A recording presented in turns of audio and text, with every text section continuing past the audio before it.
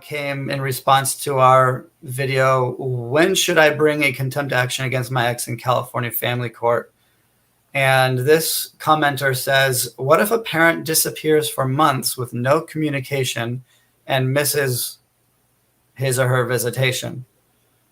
Can you bring contempt against the other person because that other person, the other partner, just doesn't show up? Mm-hmm.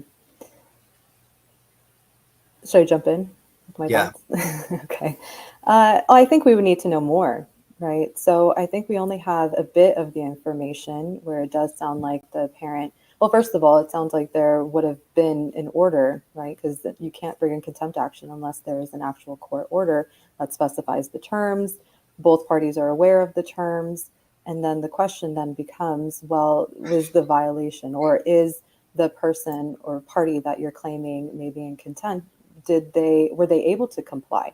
Was it intentional, or was it perhaps maybe kind of like a good faith violation in a way? So it sounds to me that possibly, I mean, without knowing more, without knowing the details and the history and kind of the context behind the question, if there's a court order and one or both parties aren't following it, for different reasons, which we can get into. Maybe some are more justified, or maybe there's just a way to not comply with it. And then there's other times where they're willfully and intentionally, purposefully not following the orders, which it sounds like that may be the case in this particular instance. So if there's an order, the party is intentionally not following it, refusing to comply, then it's possible that they may be able to bring a contempt action as long as there's evidence to support the willful violation and kind of show the severity of the violation. So it's possible, but it's hard to say with certainty without knowing more context behind the situation. Yeah, it's interesting because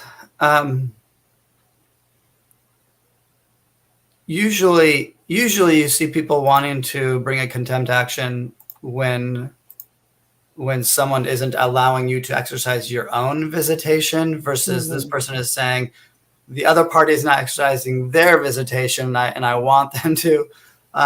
Curious, what brought that on? I mean, it might be just because it's hard on the child or children, or maybe because they have to go to work and they can't go to work because the child isn't being picked up, or things like that. Right. So it does matter why the order isn't being followed, right? Is it that they just could disregard it, they don't really necessarily care, or they're just intentionally wanting to do whatever it is that they want without following the terms of the order? Then maybe if it's egregious, but if it's, like you said, more of like a good faith violation, there's reasons where they can't necessarily follow the order or follow the terms of it, then that does come into play as well. And I think at that point, if say, for example, if somebody did bring a contempt action, sometimes the courts will look at that. And if it needs to be modified, they may just modify the order if there's reasons that they couldn't comply with it, or if it's just simply not working. And it is more of a good faith reason why they simply can't comply, then it may justify some sort of modification so that both parties can follow it. But if it's just a complete disregard, then that does fall more into the line of a potential contempt action. But it sounds like this individual wants the other party to follow it and to enforce the visitations, maybe to try to get them on board, co-parent with them, have the child see the other parent. But sometimes you can't necessarily force a parent to be involved if perhaps they don't necessarily want to, or whatever the reasons may be. Yeah, let's assume the parent, the person who was not exercising visitation, the person who violated the order, just doesn't want the visitation. It wasn't that the car broke down, or something like that, or, an emergency hospital visit, but just doesn't want visitation. You'd think, I don't know, different judges have different temperaments. But I could see a judge saying, well, rather than file contempt, let's just change the custody order. Like, now you get more custody, and now there's more, and now the person who doesn't want visitation is now paying more child support. And if, let's say it's the dad who doesn't want visitation, and it's the mom who's posting this question about contempt. If the mom needs to get daycare because she has to go to work, and when the dad's not doing visitation, then you could see the judge saying, well, let's just change the order rather than do a contempt. Right. I don't know. What would you, can judges do that? If mom files a contempt action, could judges say, well, let's fix this in another way? Hmm. I think so. Because the contempt action is more punitive. You're basically just punishing the other parent for willfully violating the court order, not complying.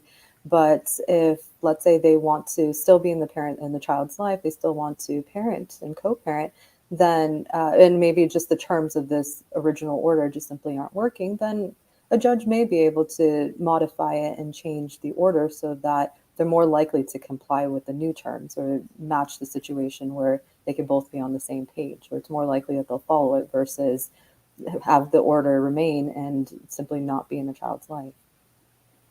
Right. And the funny thing about, not the funny thing, but thing to remember about contempt is it's a crime. Mm-hmm. And so you're bringing a criminal case. Normally only prosecutors, district attorney's offices or city attorney's offices can bring a criminal action against Right.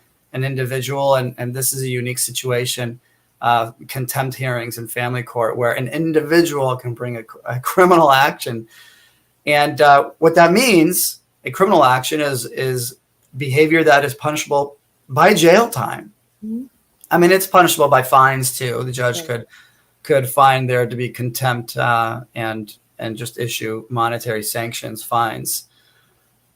But jail time is the other thing. And so if you're saying I want the dad to exercise visitation and he won't do it, therefore he should go to jail. I mean, if he's in jail, how is he going to exercise visitation? I'm not sure that really gets you the solution that you want. Exactly.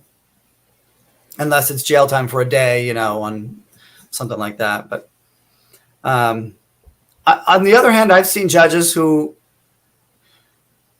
can get in a predicament if in the leading up to this one violation, there were many other violations and like a load of warnings from the judge saying, hey, you better follow the order.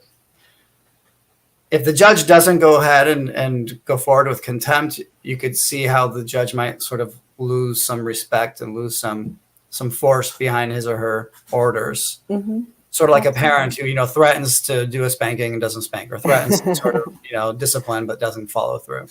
Right, right. And you bring a good point, because it's the repeated violations, which I think does kind of make it more severe. If the judges said, hey, comply, we've tried to enforce this, we've tried to get both parents to comply with the orders, but now there's just repeated violations and they're pretty egregious, then it is more likely that a judge may look at it and go ahead and want to sanction or impose fines, or possibly even set some jail time if it's egregious enough, if it's severe enough, that is possible.